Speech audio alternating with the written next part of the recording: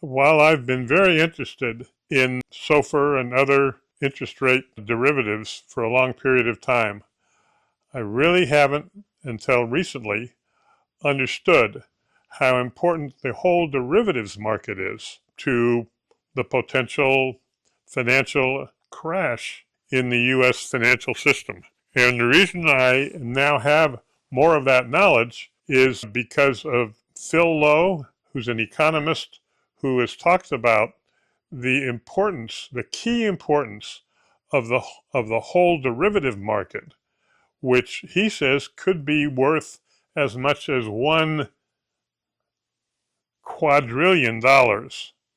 As he explains it, to keep the whole shooting match going, in terms of including the stock market going up and credit going up, it requires that the money supply continue to be growing at a fast rate. And by money supply, I mean credit, bank credit, increasing loans, and so on and so forth. And then he also mentioned a couple other people that are very knowledgeable about the whole derivatives issue and how important that could be to the next potential financial crisis, and that is Rafi Farber, who for the first time in some of his reports has given me updates on what's going on with the size of the SOFR market, which has a daily trading volume of more than $2 trillion of trading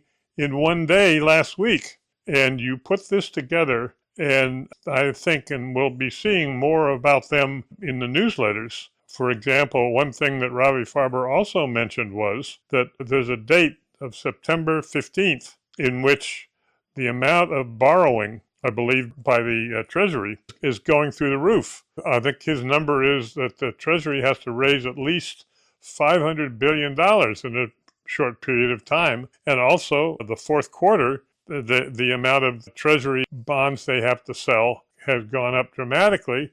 And all of our comments, let's say the three of us, Ravi and Phil and yours truly, Bob, are saying, who's going to buy it? And the question, again, which is going to be an important theme, is if you look at who has been buying treasuries, it's no longer foreigners. They tend to be sellers of treasuries, whether it's the Chinese or whether it's other important buyers, potentially, or whether it's the Japanese also selling. So you got to raise it from domestic sources.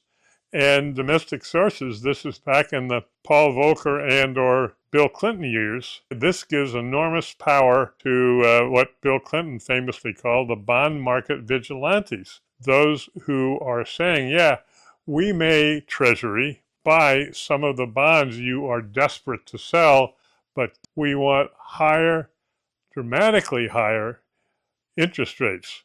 Could this happen again and be the cause of a major bear market in both the bond market and the stock market later this year? Stay tuned.